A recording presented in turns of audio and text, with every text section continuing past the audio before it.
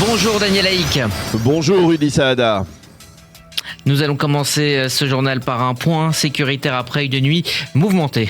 Oui, une nuit mouvementée qui a été marquée par l'entrée en guerre du Hezbollah. Le mouvement chiite a en effet tiré plusieurs missiles ainsi que des drones offensifs en direction du nord du territoire israélien, ce qui a provoqué une réaction immédiate et très ferme de Tsahal qui a bombardé le quartier de Daria dans le sud de Beyrouth où résident les principaux responsables du Hezbollah. Plusieurs d'entre eux auraient déjà été éliminés. La population civile de ce quartier a commencé à évacuer dans la nuit. Tsahal a également frappé des positions chiites au sud Liban. Le chef d'état-major de Tsahal, le général Al-Zamir, a confirmé l'entrée en guerre du Hezbollah.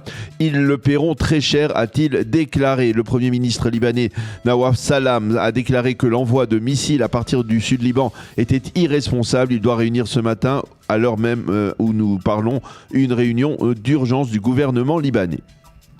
Alors pendant ce temps, sur le front iranien, les armées de l'air israéliennes et américaines poursuivent leurs raids incessants. Oui, ce sont des raids essentiellement contre des cibles majeures à Téhéran et à Ispahan. Côté israélien, on insiste sur la supériorité aérienne des avions de chasse des deux pays. Parmi les cibles frappées au cours des dernières heures, le quartier général des forces de sécurité intérieure, des centres de commandement des gardiens de la Révolution et également des commandements de l'armée de l'air. De leur côté, les Iraniens ont envoyé plusieurs salves de missiles en direction d'Israël, provoquant plusieurs alertes à travers tout le pays.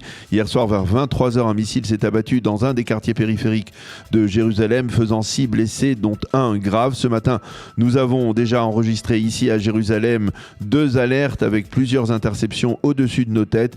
Et durant la nuit, il y a également eu des alertes dans le nord et le centre du pays. Enfin, dans la nuit, les Iraniens ont également bombardé des positions, cette fois au Koweït.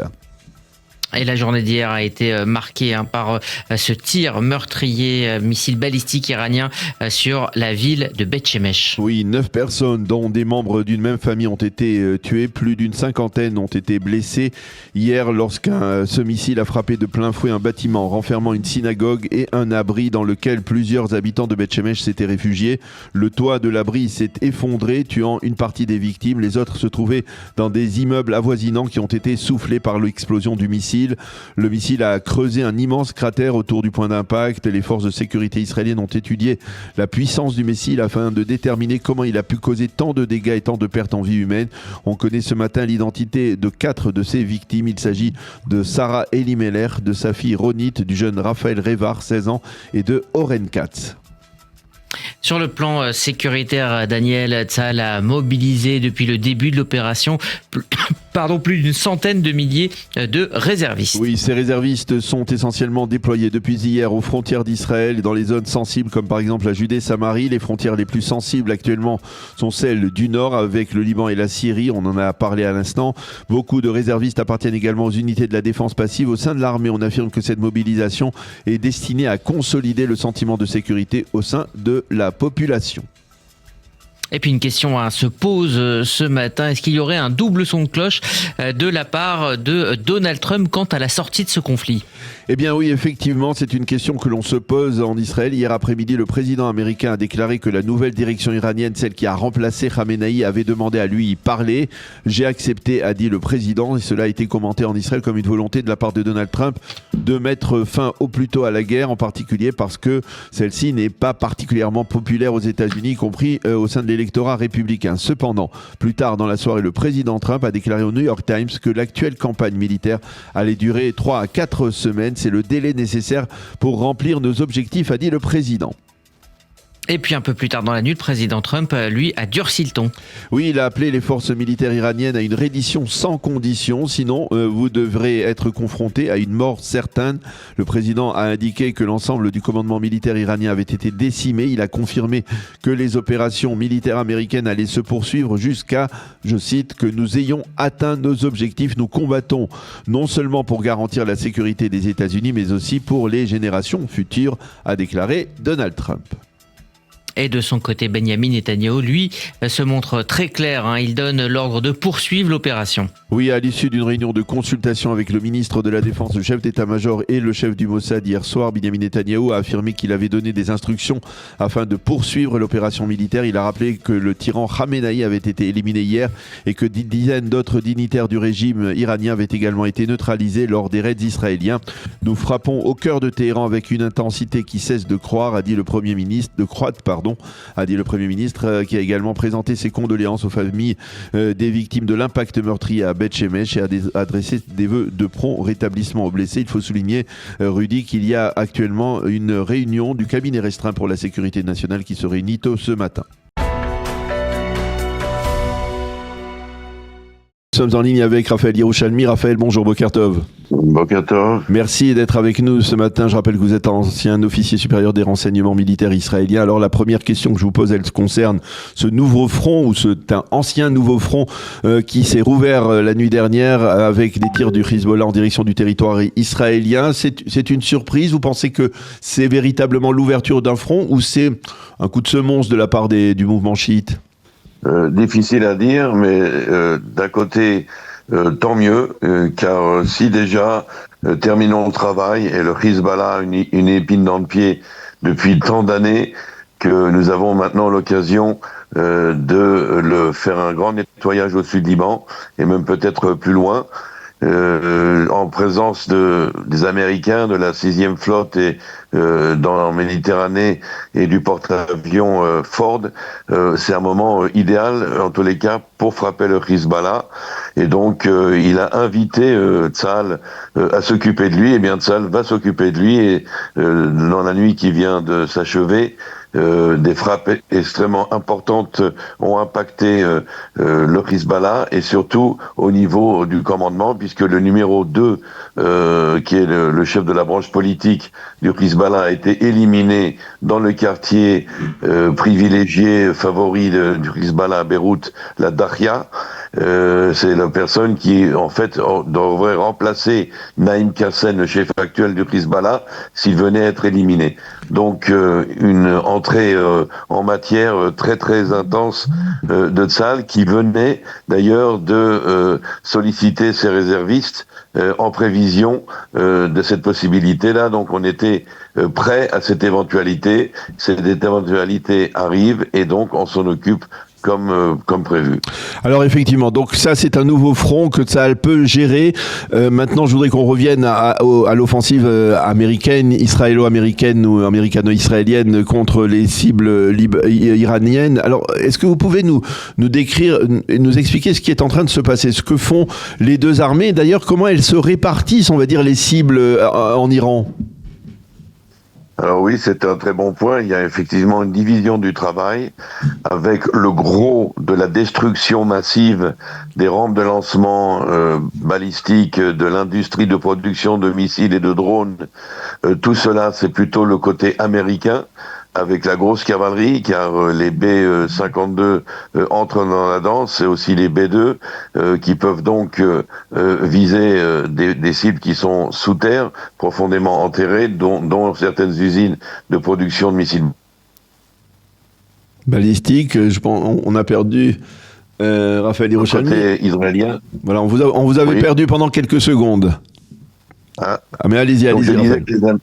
Je disais que les Américains, en gros, se chargent de la destruction massive des défenses antiaériennes et des capacités balistiques des Iraniens. On n'a pas encore touché au nucléaire. Du côté israélien, on est plus dans l'élimination ciblée et la destruction des édifices de la répression du régime des Mollahs, c'est-à-dire les commissariats, les sièges des Bassidji, les postes de commandement. Alors, est-ce qu'il est possible de déterminer un point dans le temps où les Israéliens et les Américains diront « Nous avons rempli notre mission, nous terminons le conflit, on passe le relais au peuple iranien »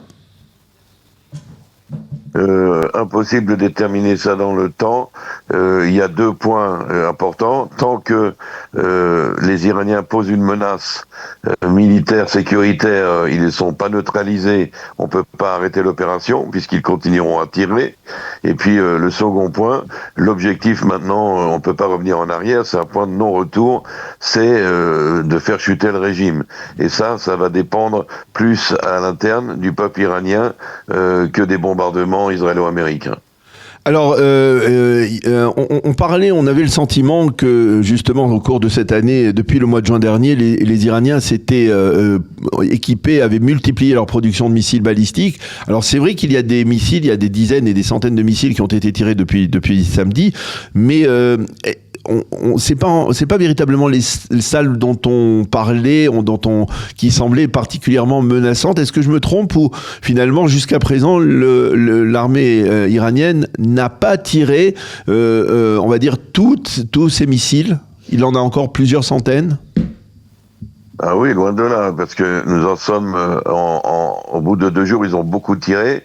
Ils ont tiré à peu près plus de 15% de leur arsenal, mais ce n'est que 15% de leur arsenal.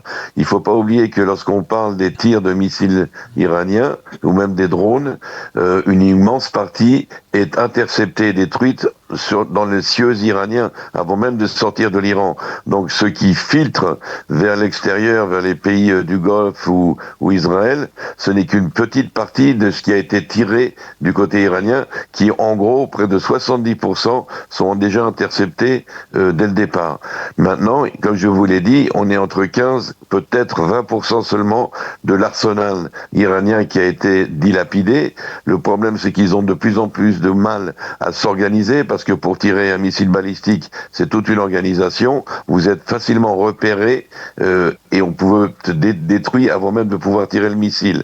Mais une fois que vous avez tiré le missile, la rampe de lancement, elle est détruite dans la seconde qui suit, parce qu'elle a été repérée lors de votre tir, et vous êtes repéré, c'est foutu, la rampe de lancement est détruite, il faudra utiliser une autre. C'est donc un travail de fourmi, de destruction à chaque fois de cette capacité de tir, qui reste, comme je l'ai dit, on estime à 2000, peut-être plus, au départ, le nombre de missiles balistiques qui est à la disposition des gardiens de la Révolution.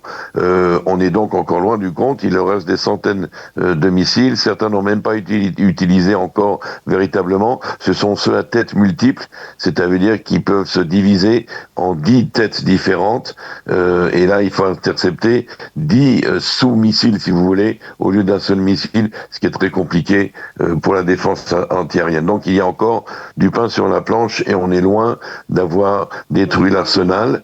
Même chose pour la marine iranienne. Certains navires ont été coulés par les Américains. Il en reste encore beaucoup. C'est une grande marine. Elle est obsolète, elle est vieille, mais elle est importante.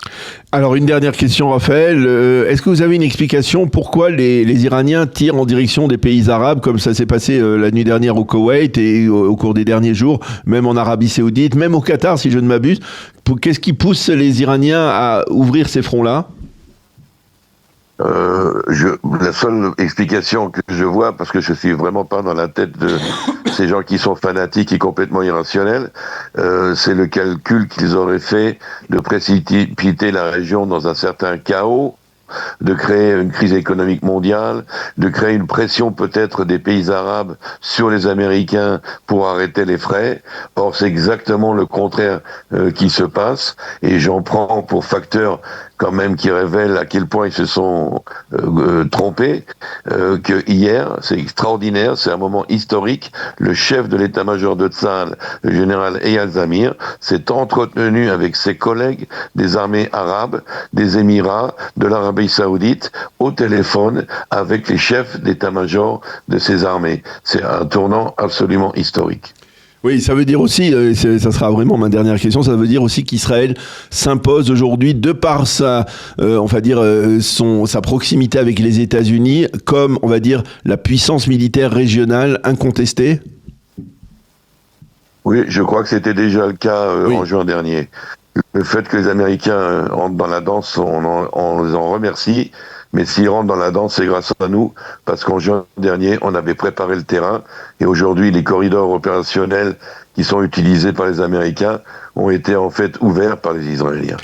Eh bien, merci beaucoup Raphaël Yerushalmi de nous avoir éclairé sur ce qui se passe actuellement donc sur le front libanais d'abord, mais aussi donc sur le front iranien bien entendu avec la poursuite des raids des armées de l'air américaines et israéliennes. Merci beaucoup Raphaël d'avoir été avec nous ce matin. Bonne continuation et une journée sereine, on vous l'espère. Merci, Chag Sameach. Et Chag Sameach, effectivement. Nous avons le plaisir d'être en ligne avec le docteur Meir Masri. Meir, bonjour, Boker Tov. Boker Tov, cher Daniel. Merci d'être avec nous ce matin. Alors, on a bien besoin de votre éclairage, justement, peut-être pour revenir sur le dernier titre de notre revue de la presse qui se rapporte à une sorte de conflit qui devient de plus en plus régional. Pourquoi les Iraniens tentent de faire rentrer les pays arabes du Golfe Persique dans la confrontation actuelle ?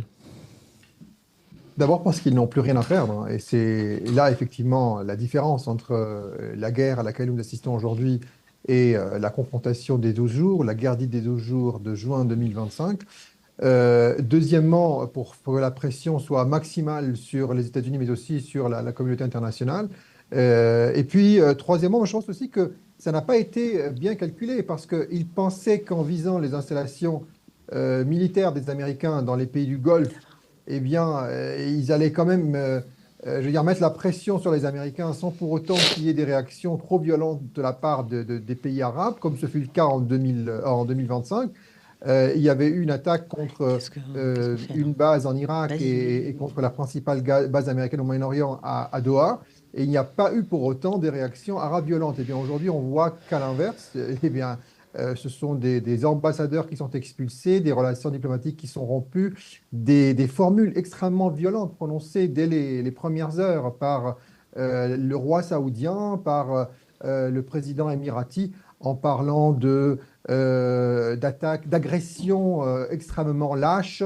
Et ce sont des formules très violentes et j'ai un petit peu le sentiment que dans les pays arabes, on pense qu'il n'y a plus rien à perdre et que ce régime fait partie du passé et qu'au contraire, ils sont en train de se préparer à l'après-guerre. Oui, parce qu'il faut rappeler, Meir, que en juin dernier, la Ligue arabe avait condamné Israël et soutenu l'Iran. Là, c'est exactement presque c'est presque le contraire, on va dire. Oui, alors il y a plusieurs raisons. Tout d'abord, la suprématie israélo-américaine semble être totale cette fois-ci. Les capacités de résistance iranienne sont réduites à néant, les capacités coercitives sont réduites à néant. Et deuxièmement, l'entrée en guerre des Américains aussi. Les Américains avaient donné un coup de main à Israël en juin 2025 durant une journée. Et aujourd'hui, les Américains sont partie prenante dans cette affaire et ce sont quand même les principaux alliés de l'ensemble des pays du Golfe. Et puis, troisièmement, parce que le régime iranien a aussi été trop loin. Il a été trop loin et d'ailleurs, on l'a vu par l'intensité de ses frappes dans les pays arabes, le fait qu'il a touché tous les pays arabes, même la Jordanie qui de mon point de vue, n'a pas été explicitement visée, mais des missiles quand même sont tombés en Jordanie. Et puis on voit également que ces missiles ont été tirés un petit peu de manière sporadique et qu'elles ont visé essentiellement, en tout cas, elles ont atteint essentiellement des agglomérations civiles dans l'ensemble de ces pays. Ils goûtent un petit peu à ceux dont nous avons souffert en Israël pendant des décennies. Ils considèrent ça comme une agression terroriste, le fait de viser des agglomérations civiles, alors qu'en Israël, on n'a visé que des agglomérations civiles, que ce soit l'Iran directement dernièrement, mais aussi avant cela, Hezbollah, Hamas, Djihad islamique, etc. Et donc, bien sûr que tout cela rapproche les pays du Golfe, non pas d'Israël, mais de la position israélienne. D'ailleurs, vous l'avez remarqué, aucun pays arabe n'a condamné Israël. Et pourtant, c'est Israël qui a pris l'initiative. On aurait pu croire qu'il y aurait eu des condamnations parce qu'Israël a provoqué l'Iran, etc. Eh bien, il n'en a rien du tout. Et c'est l'Iran qui est condamné par la Ligue arabe, l'ensemble des pays arabes, et en premier lieu, bien entendu, les États du Golfe, qui sont en première ligne, qui sont très visés. Alors, Meir, vous nous avez dit tout à l'heure que les pays arabes eux-mêmes considéraient que le régime iranien était du passé. Est-ce que le régime peut encore s'en sortir dans la situation actuelle ? Honnêtement, je ne le pense pas. D'abord, il a été extrêmement atteint dans sa structure, dans sa hiérarchie, également sur le plan idéologique. Il s'est avéré incapable de de tenir ses promesses, de défendre. Et puis après ces mois, voire même ces années de propagande, on voit qu'il n'en est rien du tout. Tous ces armes secrètes, ces stratégies, que Tel Aviv serait réduite à néant à la minute qui suit toute agression sioniste, etc., entre guillemets. C'est la rhétorique traditionnelle du régime iranien. Et bien aujourd'hui, on voit non. Et puis enfin, le principal élément, c'est qu'on voit quand même que tout cela se fait sur fond de révolte, voire même de révolution iranienne. On l'a vu au mois de janvier. Alors, ce n'est pas Israël, ce n'est pas les États-Unis, c'est l'Union européenne avec les différentes capitales européennes qui ont parlé de plus de 30 000 morts parmi les manifestants au mois de janvier 2026. Ce sont des chiffres invraisemblables, mais qui sont avancés quand même par, je veux dire, des pays qui ne sont pas les principaux alliés d'Israël sur la scène internationale. Et donc, tout cela montre que nous sommes en train de vivre, d'avoir quelque chose d'inédit, et que dans cette confrontation, la République islamique a très peu de chances de tenir longtemps. Alors, quelles peuvent être les répercussions, les conséquences de ce qui est en train de se passer, de la fin de ce régime islamique pour le Moyen-Orient? Est-ce qu'il va y avoir une redistribution? Comment on va dire l'axe chiite, hein, on va dire les partenaires de l'Iran qui sont déjà considérablement affaiblis par les guerres après le 7 octobre, comment cet axe chiite va pouvoir s'en sortir, on va dire, dans le Proche et le Moyen-Orient? Tout d'abord, les partenaires de l'Iran, je ne sais pas s'il y en a vraiment beaucoup. L'Iran a perdu pratiquement tous ses alliés. Il ne lui reste que le Hezbollah, les Houthis et LFI. Donc tout cela, évidemment, ça ne pèse pas lourd. L'axe chiite, est-ce que cet axe existe vraiment? Le deuxième pays du Moyen-Orient à majorité chiite est le principal allié régional d'Israël, à savoir la République d'Azerbaïdjan. Les chiites d'Irak, est-ce qu'ils sont vraiment en faveur? On voit le gouvernement irakien essaye de limiter la marge de manœuvre de ces milices. Et il y a également eu des activités, des appels à la normalisation avec Israël il y a 3 ans, à peine avant le 7 octobre, et c'était des groupes de chiites laïcs en Irak. Donc vous voyez, les chiites ne sont pas tous anti-israéliens, les chiites ne sont pas tous des fondamentalistes et ne sont pas tous favorables à la République islamique d'Iran. Il n'y a pas d'axe chiite, il y a un axe du terrorisme qui est dirigé, financé, orchestré par Téhéran, par le régime des mollahs depuis déjà plusieurs décennies. Leur slogan principal, c'est mort à l'Amérique, mort à Israël. Les drapeaux d'Israël et des États-Unis sont très souvent dessinés sur les principales routes pour que les gens, les voitures, les personnes puissent marcher dessus. Donc, vous voyez, la rhétorique de la République islamique, dès le départ, dès 1979, a été constituée sur la haine d'Israël et la haine des États-Unis. Et bien aujourd'hui, vous vous rendez compte, Khamenei a été éliminé par Israël, lui qui a toute sa vie appelé à la mort d'Israël. Et nous voyons aujourd'hui que de plus en plus d'Iraniens osent descendre dans les rues de Téhéran, d'Isfahan, des grandes villes iraniennes pour célébrer l'élimination de leur dictateur et pour saluer l'offensive audacieuse, courageuse, inédite de par son ampleur d'Israël et des États-Unis.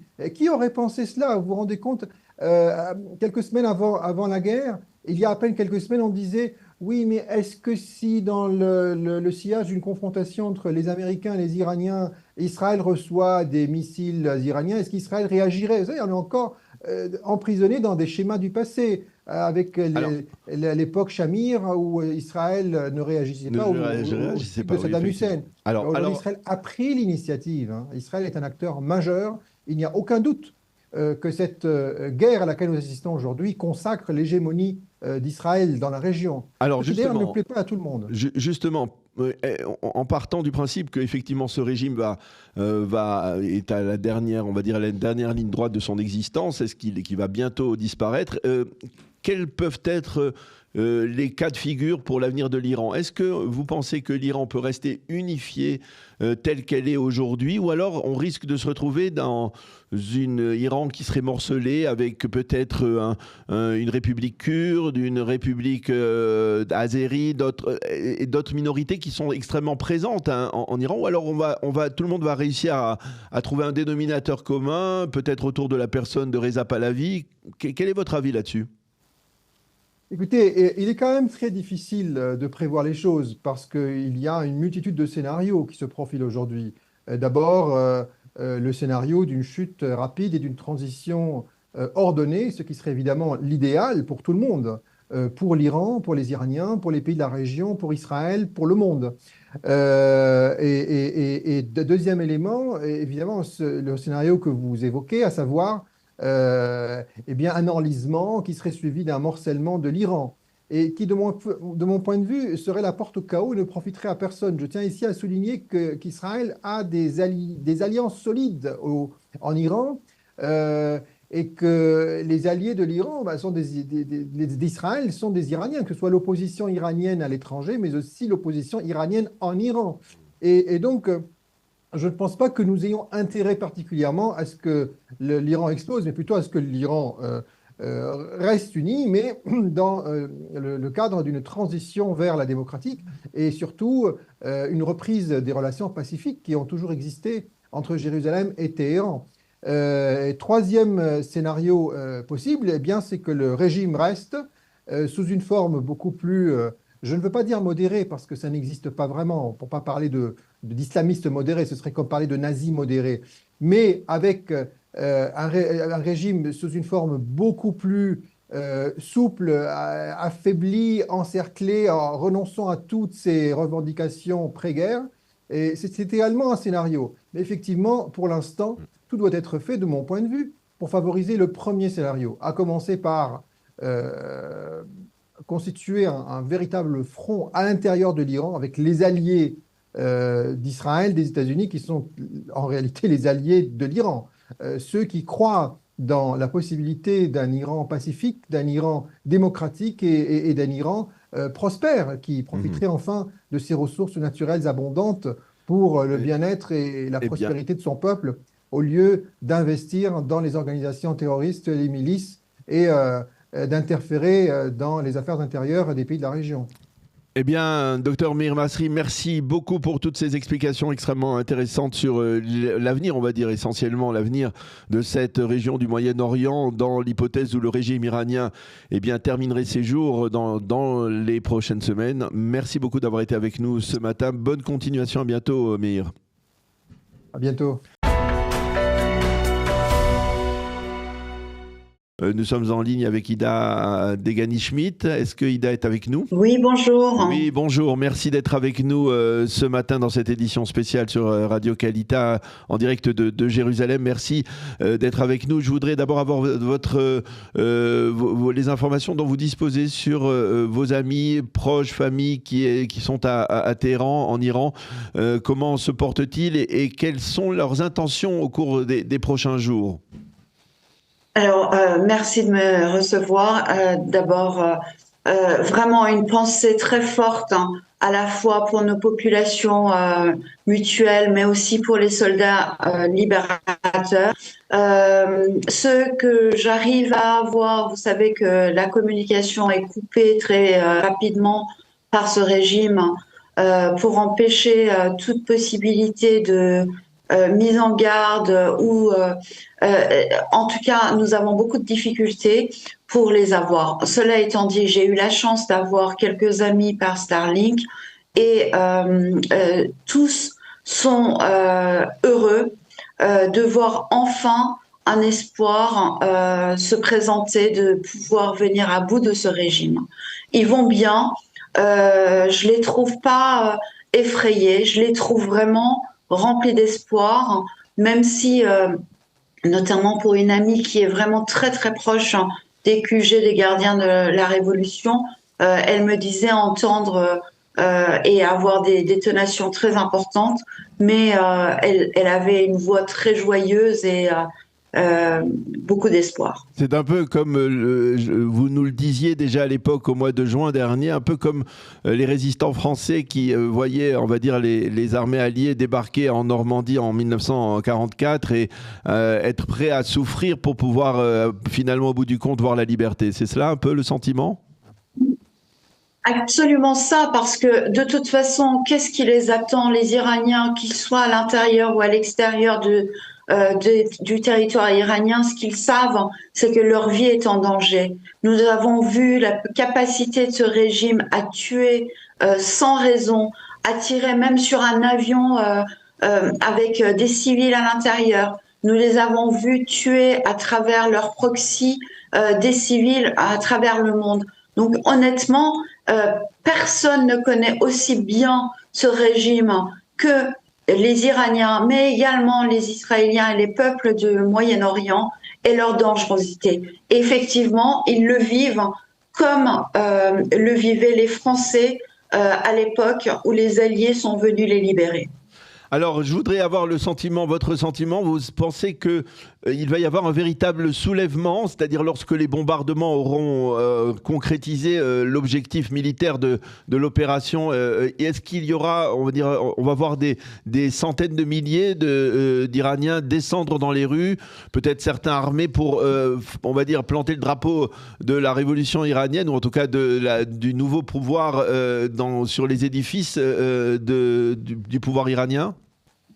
J'en suis certaine. Nous l'avons vu d'ailleurs en janvier, malgré le risque qu'il y avait, parce qu'on parle beaucoup des assassinats d'État le 8 et le 9 janvier, mais au préalable, depuis la fin décembre, il y a déjà eu beaucoup d'assassinats parce que les gens sortaient dans la rue pour réclamer le départ de ce régime, et ils ont continué néanmoins. Et d'ailleurs, les universités qui avaient été fermées à la minute où ça a été réouvert après plusieurs semaines, nous l'avons vu la semaine dernière, les jeunes se sont vraiment manifestés de manière très décisive, et ils l'ont fait également pendant le 40e jour après l'enterrement des personnes qui avaient été assassinées. Oui, nous l'attendons et j'en suis certaine, je n'en doute pas. Et d'ailleurs, je remercie vraiment les forces libératrices, d'avoir, dans la nuit, ils ont vraiment particulièrement frappé, y compris les commissariats qui avaient été en première ligne pour la répression des manifestants en janvier. Oui, effectivement, c'est les Bassidj qui ont été les principaux responsables, on va dire, des assassinats de milliers de résistants iraniens. Je voudrais savoir, qu'est-ce que vous ressentez, quels sont les sentiments que vous avez envers le peuple en Israël, envers l'armée israélienne aujourd'hui, même si, vous le savez, on le sait, on l'a vu depuis plus de 2 ans, il n'est pas très populaire aujourd'hui de soutenir l'État d'Israël, de soutenir l'armée israélienne. Qu'est-ce que vous ressentez ?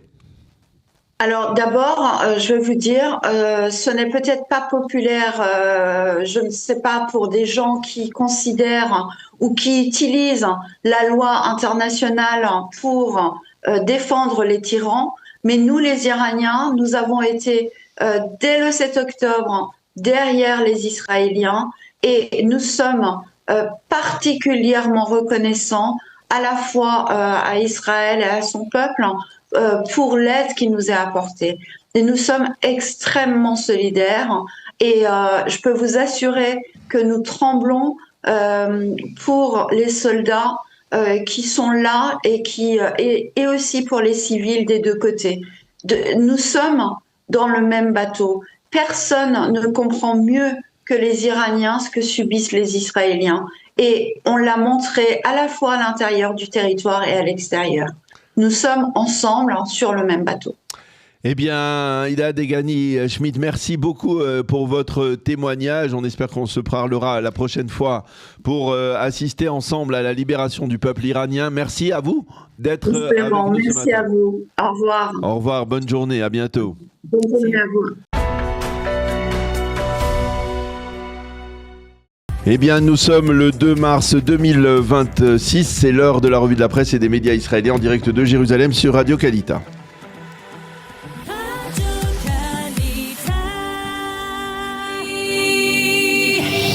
Radio J, la revue de la presse israélienne, en direct de nos studios de Jérusalem.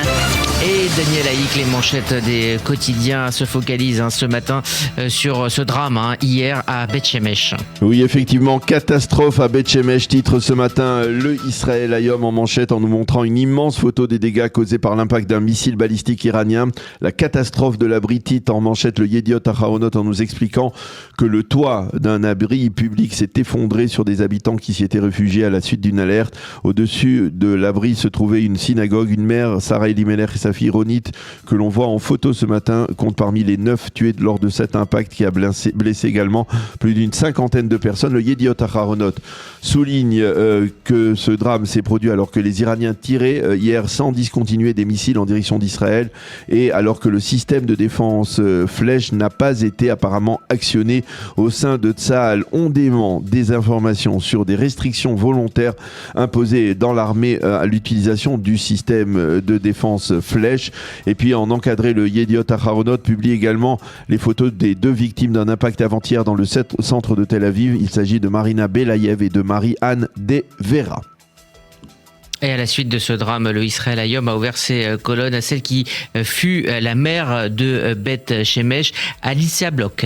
Oui, dans son éditorial, Alicia Bloch, qui s'est rendue hier sur les lieux de la catastrophe du drame, a écrit « C'est vrai, les attaques de Tsahal en Iran sont un succès impressionnant, mais ce qui s'est passé hier à Beth Shemesh nous montre l'autre côté de la guerre, plus douloureux. Cette crise est pour nous, Israéliens, un examen de conscience sociale. Le judaïsme nous enseigne les 2 dimensions, celle du collectif, mais aussi celle de l'individuel. Et nous devons utiliser ces journées pour faire montre de solidarité sociale face à de tels drames. Ren Artzi Terror commente elle aussi ce drame, cette fois dans les colonnes du Yediot, mais elle y voit une occasion de rappeler l'aspiration d'Israël à la paix. Oui, elle écrit « Nous ne devons pas nous complaire dans nos capacités d'encaisser les coups durs. La solidarité qui s'exprime dans les abris publics du pays depuis le début de la guerre fait honneur à Israël, mais cela ne peut être un plan de travail à long terme. La guerre est dans son essence un constat d'échec, tandis que l'aspiration à la paix ne peut être un manifeste de naïveté et doit être une exigence minimale pour nous et pour nos enfants. » Alors au-delà de ce drame, la guerre se poursuit et les 2 quotidiens citent ce matin en première page la même déclaration du président Trump. Oui, le président américain a déclaré hier « La guerre va durer encore 4 semaines au moins ». Il a fait cette déclaration alors que les observateurs israéliens donnaient le sentiment que les Américains sont pressés de finir l'opération et d'entamer des pourparlers avec les successeurs de Khamenei. Le Israël Hayom souligne que les bombardiers américains B-2 et B-52 ont pilonné des sites de production de missiles balistiques iraniens, mais selon des estimations israéliennes, l'Iran disposerait encore de plusieurs centaines de ces missiles. Selon les estimations en titre du Israël Hayom, il faudra encore 2 semaines au moins pour atteindre les objectifs opérationnels que les Israéliens et les Américains se sont fixés. Alors Daniel, qu'écrivent les éditorialistes face au développement de ces dernières 24 heures? Alors nous allons commencer par les éditorialistes du Israël Hayom. Ariel Kahana, spécialiste diplomatique du journal, parle de l'opération militaire israélienne comme d'un impressionnant succès. Il souligne que cette opération a été rendue possible grâce à 4 personnes. Donald Trump, bien entendu, qui a pris la décision audacieuse d'entrer en guerre. Binyamin Netanyahou, qui a expliqué pendant des décennies le danger d'une Iran nucléaire. La troisième personne, c'est le secrétaire d'État américain Marco Rubio, et la 4e, c'est le sénateur républicain Lindsey Graham, qui est l'ami du président Trump, qui l'a persuadé qu'il n'y avait pas d'autre alternative que d'attaquer l'Iran. Mir Ben Shabbat, l'ancien conseiller à la sécurité nationale israélien, considère qu'il faut conserver le momentum offensif et empêcher l'Iran de se ressaisir. Danny Zaken, lui, parle de négociations possibles. Les Américains sont prêts, mais uniquement ils veulent négocier à leurs conditions. Et puis toujours dans le Israël Hayom, une analyse de celui qui fut commandant en chef de l'armée de l'air, le général Aaron Lapidot. Oui, le général Lapidot insiste sur la formidable force de frappe israélo-américaine qui s'est formée pour lancer l'opération Rugissement du Lion. 200 avions israéliens, 250 avions américains en coordination parfaite. C'est sans précédent dans l'histoire, explique le général Lapidot, et il insiste sur le fait que l'un des principaux objectifs de l'opération était de neutraliser les capacités de tir de missiles balistiques des Iraniens. Et puis toujours dans la page éditoriale du Yediot Aharonot, il est intéressant de lire l'analyse de la situation par Amichai Attali. Oui, avant les massacres du 7 octobre, écrit Amichai Attali, nous n'aurions pas pu imaginer nos capacités offensives, et de citer toutes les éliminations réalisées par Tsahal depuis cette terrible date jusqu'à celle d'Ali Khamenei il y a 2 jours, qu'il qualifie de tête de serpent. Pendant 3 décennies, nous avons délaissé notre force de dissuasion, mais depuis le 7 octobre, nous l'avons totalement restaurée, et même plus encore pour atteindre le niveau le plus élevé de dissuasion face à nos ennemis. Nous avons été stupides de laisser à nos ennemis la possibilité de croire qu'ils pouvaient nous détruire. Nous avons su réparer cela, et c'est le principal. Et puis enfin, le Ma'ariv nous annonce que la patience du prince héritier saoudien MBS a ses limites. Oui, effectivement, dès samedi, Mohamed Ibn Salman avait qualifié l'attaque iranienne contre l'Arabie Saoudite de peureuse, et désormais il semble prêt à entrer dans la confrontation avec le soutien plein et entier du président Trump. C'est une information qui a été diffusée hier sur CNN. Il est évident que si l'Iran attaque une nouvelle fois, les Saoudiens riposteront. En attendant, Mohamed Ibn Salman a dialogué avec les dirigeants d'autres pays du Golfe attaqués eux aussi par les Iraniens, comme les Émirats, le Bahreïn et le Qatar, et il leur a garanti une protection saoudienne. Et puis il faut ce matin également consulter, Rudy, les sites d'information pour comprendre que le conflit s'est élargi après une attaque du Hezbollah. Les sites Ynet, Maariv et N12 annoncent que l'attaque s'est produite vers 1h du matin. Le mouvement chiite a décidé d'entrer dans le conflit et a tiré des missiles et des drones en direction de l'armée, en direction du territoire israélien. La riposte israélienne n'a pas tardé. L'armée de l'air a pilonné des positions du Hezbollah au cœur du quartier de Daya, le siège du mouvement terroriste à Beyrouth, ainsi que des positions du mouvement au sud Liban. Des milliers de Libanais ont évacué. Le chef d'état-major de Tsahal, le général Eyal Zamir, a confirmé l'entrée en guerre du Hezbollah. Il le paiera très cher, a-t-il déclaré durant la nuit. Bruno Lelouch, je crois que Bruno est avec nous. Oui, je suis là, bonjour. Bonjour Bruno, comment allez-vous ? Très bien. Alors, on sait que vous êtes avec votre organisation Netzach Israël mobilisée. Netzach tout court. Netzach, depuis le début de la guerre, vous êtes mobilisés et vous n'avez cessé de multiplier les missions et on va dire l'organisation d'aide pour les soldats, pour les civils, pour la population israélienne. Alors cette fois, qu'avez-vous réservé, on va dire, aux habitants d'Israël qui sont aujourd'hui, comme on le disait avec Cathy, dans les abris? Nous sommes arrivés la semaine dernière, déjà il y a 10 jours. La semaine dernière, on a pu faire pas mal de choses. On est allé inaugurer une salle d'informatique dans le kibbutz Nachaloz, qu'on a pu offrir aux jeunes qui font la Mechina à Nachaloz. C'est une salle avec 5 ordinateurs, des imprimantes. C'est avec la loge Nebrit de Natania. On a pu ouvrir également une salle de musique dans le kibbutz, dans le Moshav Yevoul, tout au sud, à côté de Kerem Shalom, où il y a une sympathique francophone qui est là-bas, Orly. Et on a pu faire là-bas cette salle de musique. On est en train de faire ce qu'il faut dans la ville de Shlomi. On va inaugurer pour Pessar tout le lycée de Shlomi n'a aucun matériel informatique. On va les équiper avec également la participation de la loge de Natania, la loge de Nebrit, avec une dizaine d'ordinateurs, une vingtaine de tablettes, des écrans vidéo, des imprimantes, des lunettes virtuelles, un budget de 28 000 euros. Ça sera pour Pessar. Alors, on a pu rencontrer le maire.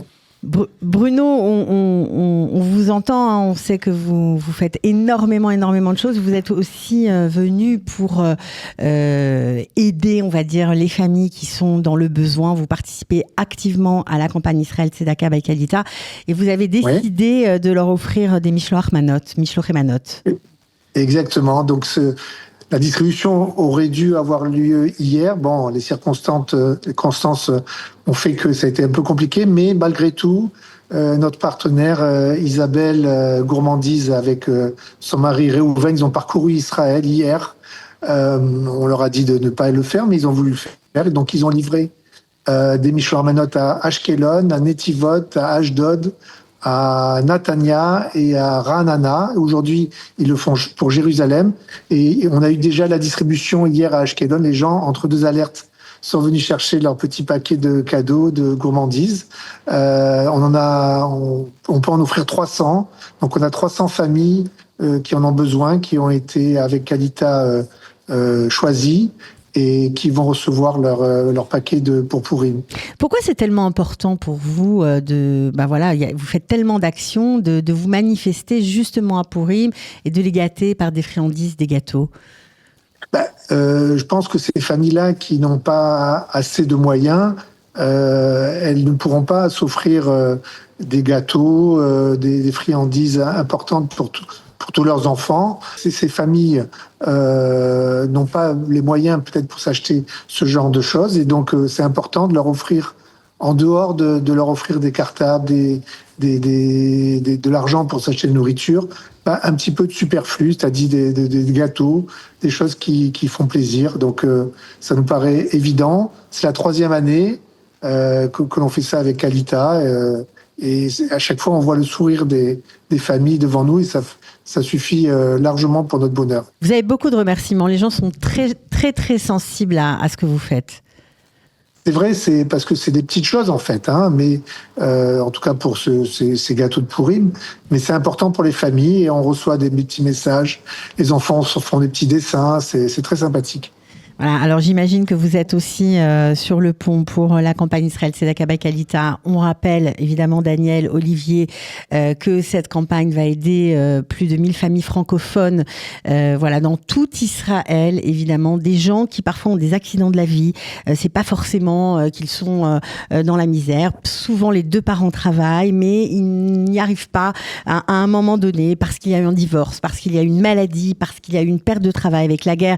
On le sait, ça a été vraiment quelque chose qui s'est répété dans toutes les régions, notamment dans le sud.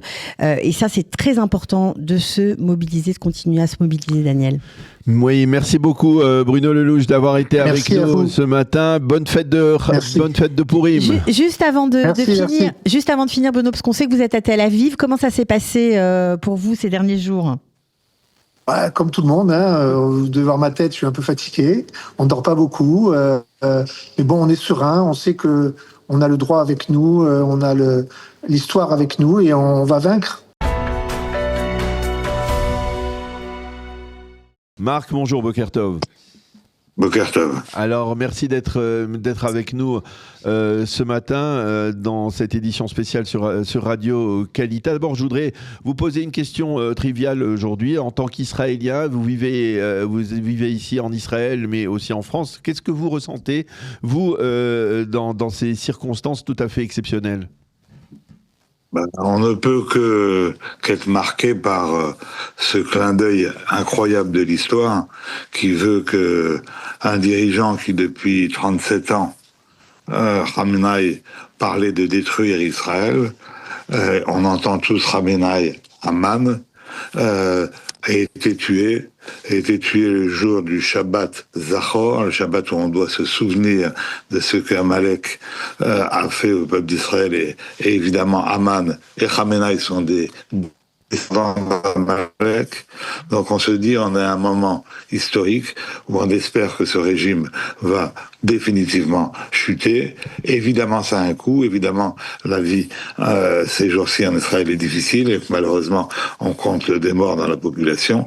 Mais à l'échelle de notre vie future d'Israël, si effectivement le régime des Mollahs tombe, et on l'espère vraiment, c'est un bouleversement majeur.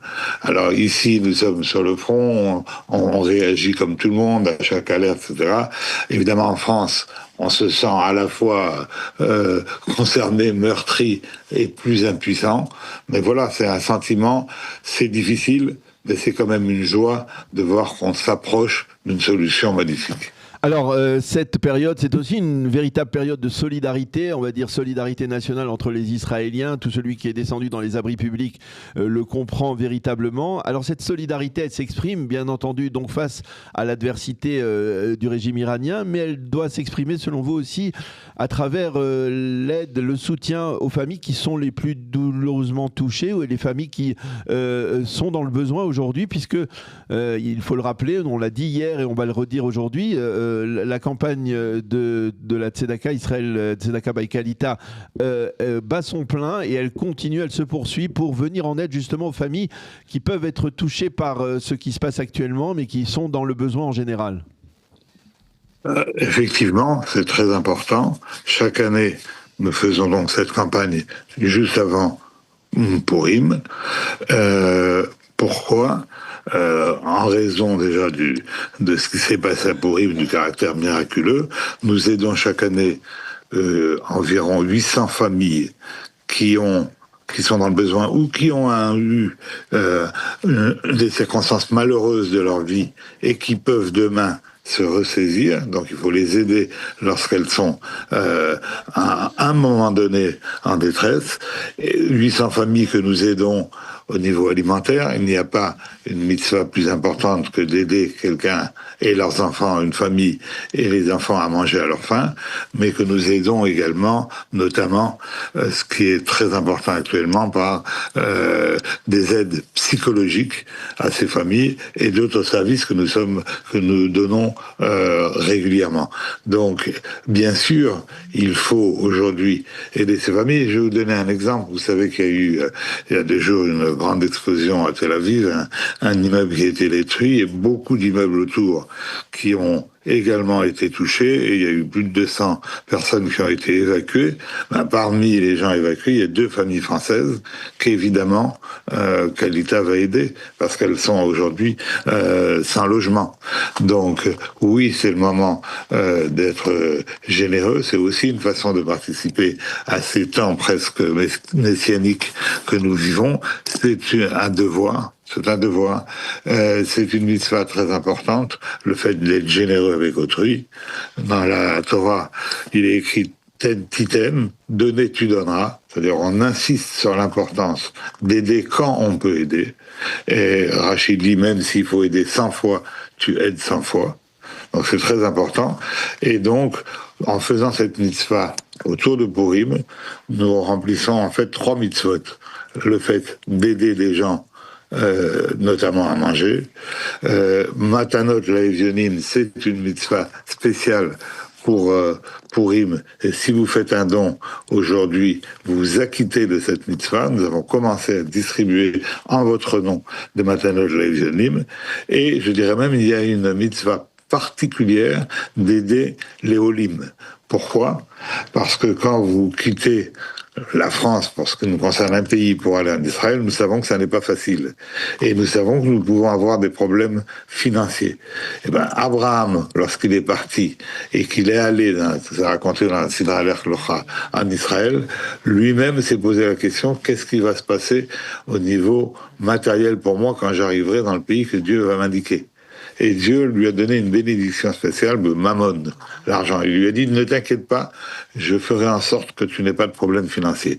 Alors si Abraham avait besoin d'être rassuré, vous pensez à quel point n'importe quel jeune olé de France a besoin lui aussi d'une aide et d'être rassuré que tout se passera bien sur le plan matériel. Donc c'est une mitzvah encore plus importante.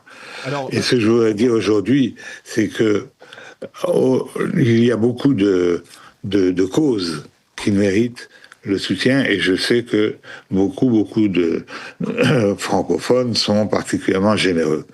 Mais, par exemple, les Tzahal, ça a été fait ces 2 dernières années après le 7 octobre, c'est très important. Maintenant, on peut dire qu'on sait que Tzahal, de toute façon, va avoir les moyens, elle le démontre, d'accomplir sa mission, et je rends hommage évidemment à tous les soldats qui sont aujourd'hui mobilisés. Par contre, aider les francophones nécessiteux, il n'y a que nous ça repose sur nous. Ça, si nous ne le faisons pas, personne ne le fera à notre place. Donc c'est une des raisons pour lesquelles vraiment il faut aider. Vous allez sans doute être touché, appelé téléphoniquement. Je vous invite, quoi qu'il, à être très sympathique avec les gens qui vous appellent. C'est pas facile de prendre son téléphone et de dire bonjour, est-ce que vous voulez bien me donner de l'argent? Donc soyez gentil, discutez 2 minutes avec votre interlocuteur, quelle que soit votre position. Et oui, effectivement, c'est une façon aujourd'hui, dans un Purim très spécial, d'aider l'État d'Israël, d'aider les francophones en Israël.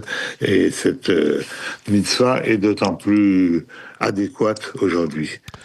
Eh bien, Marc Eisenberg, merci beaucoup d'être intervenu ce matin. Est-ce que vous me laissez encore une minute? Oui, bien entendu, bien entendu. Je rappelle quand même quelques chiffres qui sont importants. D'une part, 100% des dons qui sont faits, 100% des dons qui sont faits vont aux familles. Il n'y a pas un centime qui est pris pour payer les frais généraux, ils sont payés par ailleurs. Deuxièmement, vous savez qu'on bénéficie des déductions fiscales en Israël comme en France. En France, le régime est plus généreux, c'est presque 66% des déductions fiscales, 33% en Israël. Et vous savez également que tous les dons sont matchés, c'est-à-dire que quand vous donnez un shekel, un philanthrope en donne un pour arriver à 2. Autrement dit, lorsque je donne 100 shekels en Israël, ça me coûte 66 et la famille va toucher 200 shekels. C'est-à-dire elle va toucher 3 fois plus. Et en France, c'est même un rapport de 1 à 6.